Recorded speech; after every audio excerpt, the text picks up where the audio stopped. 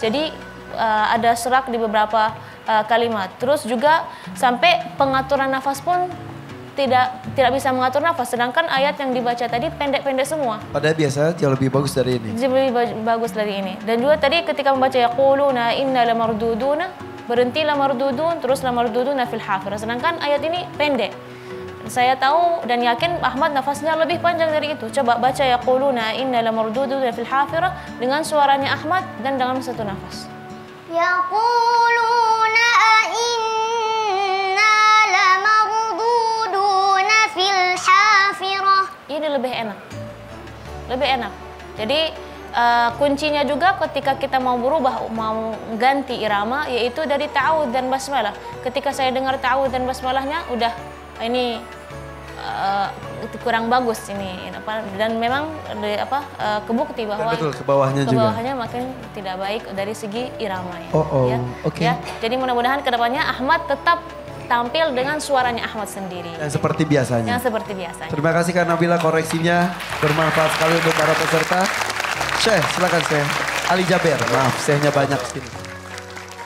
Ahmad kemampuannya bagus karena dia mulai dari bacaannya sudah dari cara pembulaannya gitu sudah salah. Terlalu menghabiskan tenaga, tinggikan suara, dia ingin melantangkan suaranya, akhirnya terlihat nafasnya tidak cukup, banyak ada huruf-huruf yang tidak sempurna.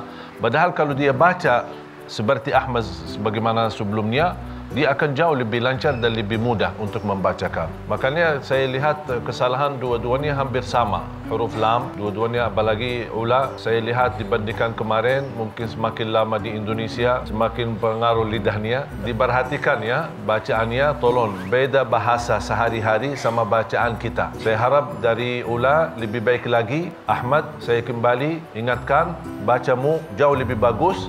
Jangan merubah, itu khasmu, jaga. Mudah-mudahan insyaAllah lebih baik lagi. Terima kasih Saleh Jaber. Salam istri, silakan ada tambahan Syekh. Ya, untuk Ahmad ada dia berhenti di ayat mungkin kehabisan nafas itu ada waqaf ibtidah kalau kita ini perhatikan dalam tajwid. Memang itu waqaf ittirari, ya. Berhenti karena kehabisan nafas atau bersin atau karena lagi tes hafalan dan lain. Maka yang harus diperhatikan itu di mana waqaf, di mana mulai, di mana dia berhenti. Kemudian dia agak panjang juga ketika di inna lamardudun gitu. Kemudian dia ulang lagi. Saya ingin membagikan tips kepada penonton dan anak-anak kita semua di sini. Bagaimana cara menghafal dengan baik, menghafal Quran dengan baik. Yang pertama, kita mengikhlaskan niat karena Allah. Kita menghafal bukan untuk dipanggil qari, apalagi hafiz. Tetapi kita berharap semua hafalan kita ini karena Allah, semata-mata karena Allah. Kemudian yang kedua, menjauhi maksiat. Menjauhi sifat-sifat yang tidak baik, menjauhi pergaulan yang tidak baik. Ini kan semua termasuk maksiat yang menjauhkan kita daripada Al-Quran. Kemudian yang ketiga, talaqi Al-Quran ini belajar kepada orang yang mutqin, yang hafalan dan bacaannya bagus. Karena sebagaimana murid itu gurunya, kalau kualitas gurunya bagus, ya muridnya ikut bagus. Kalau dia salah baca, ya salah baca juga muridnya. Kemudian murajaah. Murajaah itu kalau sudah hafal 30 juz, itu minimal sehari 5 juz. Man qara al-khams lam yans. Barang siapa membaca 5 juz setiap hari, nggak bakalan lupa Al-Quran. Kalau kita tinggalkan Al-Quran sehari, dia meninggalkan kita seminggu. Kita tinggalkan seminggu, dia tinggalkan kita sebulan. Kita tinggalkan sebulan, dia tinggalkan kita setahun. Kalau kita tinggalkan Quran setahun, ya dia pasti hilang. Dan kita akan melupakan Al-Quran. Kemudian kita harus menghafal sesuai kemampuan. Jangan memaksakan diri untuk menghafal sesuai, oh anak fulan menghafal satu hari satu lembar, satu halaman.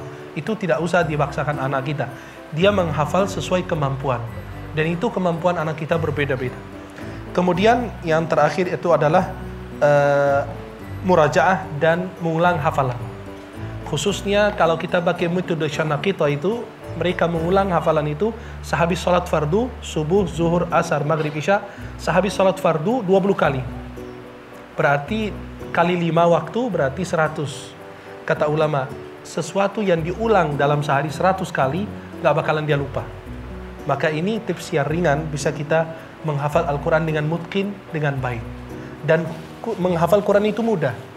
Laqad yassarna al-Qur'ana lidzikri fahal mudakkir.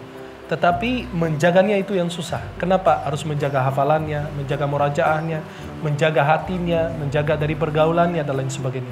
Seperti Aula tadi kan, karena ini tanah airnya, tetapi harus menjaga hafalan dan bacaan. Artinya kita harus punya guru yang berkualitas. Artinya bukan hanya kita di Arab, nggak, di Indonesia tidak ada, pasti banyak guru hafiz Quran di sini bagus. Maka kita mencarikan anak kita seorang guru yang benar-benar berkualitas agar kualitas anak kita tidak akan berubah dalam cara membacanya, wakaf ibtidah dan lain sebagainya. Wallahu a'lam. Salah satu usaha kita adalah menghadirkan guru-guru yang berkualitas yang ditempatkan menjadi juri. Mengingatkan dari tahun ke tahun dan bacaan anak-anak peserta hafiz itu dari tahun ke tahun datang sudah lebih bagus dari tahun sebelumnya. Mudah-mudahan bisa dipertahankan dan ditingkatkan. Amin. Ya. Amin. Albi Amir mau menambahkan? Allah memberikan dua kaidah dalam Al-Quran. Bukan hanya kaidah dalam membaca Quran, tetapi juga kaidah dalam hidup. Yang pertama, la yukallifullahu nafsan illa wus'aha. Allah tidak membebani seseorang di luar kemampuannya. Jadi kalau dia memaksakan diri di luar kemampuannya, baca Quran, itu juga tidak bagus. Termasuk dalam ibadah berlebih-lebihan sampai ke tingkat di luar kemampuannya, itu juga tidak benar. Jadi setiap yang berlebih-lebihan itu tidak benar. Karenanya kita harus benar-benar bekerja sesuai dengan kemampuan. Yang tidak mampu Allah maafkan. Nah, jadi Ahmad tadi pesan Syekh Ali, pesan Kak Nabila, pesan Syekh Al-Misri, ini sudah luar biasa. Jadi bacalah yang suara Ahmad, nggak usah ikut-ikutan suara orang lain. Yang irama Ahmad yang asli, nggak usah ikut irama-irama orang lain. Masing-masing orang Allah kasih irama. Makanya Imam Masjidil Haram berbeda-beda iramanya. Nah, itu yang pertama. Terus yang kedua, kullun ya'malu ala syakilati. Setiap orang dia akan tampil dengan kemampuan diri yang Allah berikan kepadanya. Jadi kita semua, makanya dalam hidup sehari-hari banyak orang bekerja bukan pada jurusannya. Jadi dia jurusan perbankan bekerja di kedokteran, jurusan kedokteran bekerja di perbankan. Itu banyak sekali. Jadi dalam hidup sehari-hari itu memang semua akan bekerja dengan dirinya sendiri. Tampillah Ahmad, tampillah Aula dengan dirimu sendiri yang telah Allah berikan kepadamu, seperti kamu yang Allah tunjukkan kepada kita semua. Semoga Allah berkahi. Terima kasih Dewan Juri semuanya, luar biasa, Masya Allah. Ula, sudah selesai untuk Ula, karena Kak Irfan mau ngobrol dulu dengan Ahmad. Boleh salam? Assalamualaikum. Assalamualaikum warahmatullahi wabarakatuh. Terima kasih Ula. Nih buat kakaknya Kak Nabila, Kak Abdullah yang penasaran kolaka seperti apa, kita ajak ke sana deh. Yuk kita lihat, ini dia.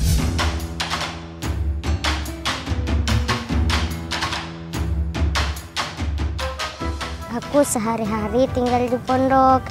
Aku suka tinggal di pondok karena bersama-sama sama teman, murojaah sama teman. Aku itu suka mandiri bersama teman. Aku ingin menjadi guru tahfiz karena aku ingin membagi ilmu kepada teman-teman. Si Ahmad ini kesehariannya di pondok, alhamdulillah anak ini memang termasuk anak yang taat atau patuh, kemudian rajin dan disiplin. Hafalannya Ahmad ini memang sangat bagus, karena anak ini artinya dia memang rajin mengulang murajaah. Begitu saya uji hafalannya luar biasa. Artinya yang hafalan yang sudah dihafal berbulan-bulan, bahkan sudah ada mungkin 1 tahun 2 tahun, itu tetap tersimpan dengan baik. Ternyata anak pondok nih Ahmad. Iya, Kak Irfan. Ahmad, kamu sekarang 8 tahun. Mondok dari usia berapa? 1 SD semester 2. Ya? Kelas 1 SD Berarti semester 2. 7 tahun kurang lebih. Iya. Berarti sudah hampir 1 tahun kamu di sana ya?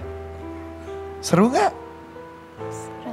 Jawab, seru atau enggak? Seru. Seru, iya. Tidur dempet-dempetan, mandi antri, makan bersama-sama, mau setoran ayat juga ngantri juga. Seru banget ya? Apa yang menggerakkan Bapak mengirimkan Ahmad ke pondok? Alhamdulillah, Kak Irfan. Ya.